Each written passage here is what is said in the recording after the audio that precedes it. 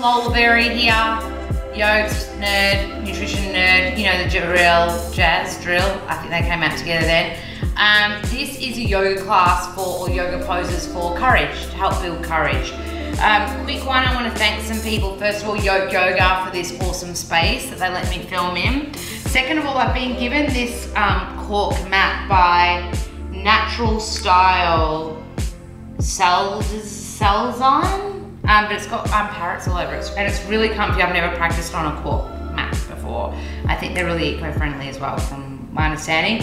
This bolster here is awesome. It's by my mate Amy Whiting. Anyway, I'll put everyone's links in the description box below. I just want to thank everyone. Pants are nimble, top is spiritual gangster, and now we're going to do some yokes. So this sequence is all about finding courage. So we're gonna do 4 poses that are all part of the Virabhadrasana sequence, so the warrior sequence.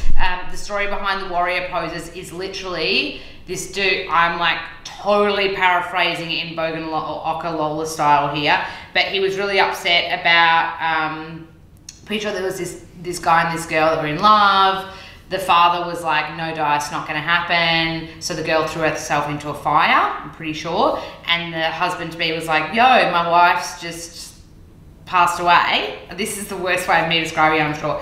So he was so angry, he ripped a lock of his hair out and threw it on the ground and built a warrior, Virabhadrasana, which is what we're about to become. And this warrior was like, he told the warrior, go to the party and go and effing kill the dad, right? And he did. Warrior 1 is him rocking up to the party going, I'm here, man, swords are out, like the warrior swords. Warrior 2 is him decapitating the dad. And Warrior 3 is him putting the dad's head on a stake. Listen, I'm sure I've got some of that story wrong, but this is the theory behind Virabhadrasana sequencing. Warrior 1, 2, and 3, and then reverse warrior. Actually, I don't know what that is. Maybe he took the decapitated head and flung it somewhere. I'm sure purist yogis are gonna hate that story, but that's just my mild bit of research on the Virabhadrasana sequence. Basically, the reason why I wanted to tell you that Sanskrit story is these are strong poses. You want courage, you want strength, you want fire, you're gonna need the warrior poses. So I'm gonna teach them to you.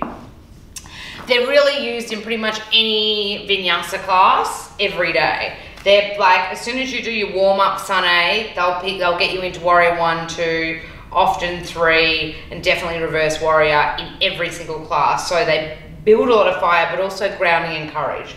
So warrior 1, it looks like this. Your front foot is forward, your back foot is back. I forget that I have really long legs for a short person. I don't know, I'm like go-go gadget, long arms and legs for a very short person.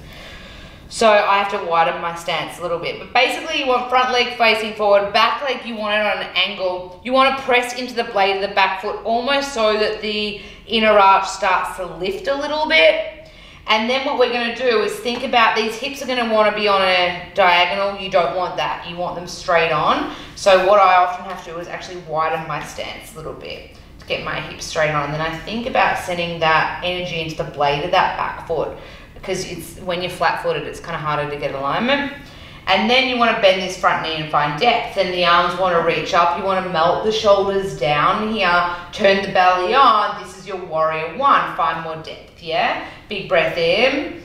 So Virabhadrasana has literally rocked up his pie and he's like, yo mate, fight is about to go down. So you want to be strong, you want fiery fingers. The amount of times I teach this and everyone's like, oh yeah, warrior 1, just chilling. It's really not, it's a warrior pose, yeah? So like settle in here, find the depth, find the fire, find the burn, warrior 1. Then we're gonna open out to warrior 2. So you literally go, yeah? So alignment, there's misalignment here. So I wanna think about getting my front heel in line with either the middle of my back foot, that's the alignment I like, but you can definitely put it in line with your back heel as well, so you can have heel to heel alignment. Find the depth here, and then you want to reach the hands out. You want to be looking at your middle front fingernail, so remember it's decapitation mode, like, wow, strong, yeah? A lot of people are like, this is warrior 2. Oh yeah, I'm just chilling here. They forget about the backhand. Don't forget about the back arm. find the depth, turn everything on, melt the shoulders down, especially if you're a dude. For some reason, dudes chill out here in like Warrior 2, so melt the shoulders down, fingers really strong. Your drishti, your focal point is on your middle front fingernail. Take a breath in, find the depth as you exhale. And then we're gonna stay low in the legs here. I am gonna show you a reverse warrior quickly, so the legs stay the same, and then you're just gonna reach back until you feel a stretch down the side body. There's a lot of names for this: reverse warrior, resolved warrior, paint the sky, rainbow the sky, all that jazz. But we're gonna come back to Warrior 2. And now, what we're actually gonna do, I'm trying to figure out how to get you guys from Warrior 2 to Warrior 3. Oh yeah, we're gonna open our arms back up to Warrior 1. And then we're gonna kick up into a Warrior 3. I hope I'm still in shot take when I do this. You can take a few kicks and you can use your hands to your hips if it's gonna be easier. And we're just gonna kick back, this is a bit tricky, into a Warrior 3. So you wanna kick that back leg back. You wanna still have an open heart. And you wanna either reach the hands out like this, like Superman. This is quite hard. If this is too hard, bring hands to heart space, or you can bring your hands back like this, more like an aeroplane. So easiest is heart, then aeroplane is second easiest, and then the trickiest is that. But this is Warrior 3, this head on the stake moment. And then to land it, you can just land back in Warrior 2. Flip reverse. And then hands to the mat, and then you can come through your vinyasa. So your high, low, up dog, down dog. I'll quickly do it with you on the other side. I'll do it faster. Lift the leg up, look forward, step through. Warrior 1, Warrior 2, reverse warrior. Come back to 2, back to 1, Warrior 3. Whoa. Land it, Warrior 2, flip, vinyasa.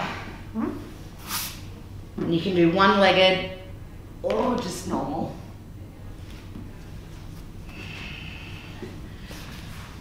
Few of them and you'll be firing. I'm sweaty, just doing like what? I did 1 round on each side. So think about doing 3 rounds, so that would feel like 6, like 1, 1, 2, 2, 3, 3. Really good way to build fire. But build courage. It's really easy to not go hard in that. Find the depth in the legs if you want to feel the fire and get a bit of a burn on and a bit of a sweat on. Let me know what else you want to see in regard to yoga vids, because I love making them. We love making them, don't we, Taters? He's doing these ones behind the camera. All right, big love. See ya.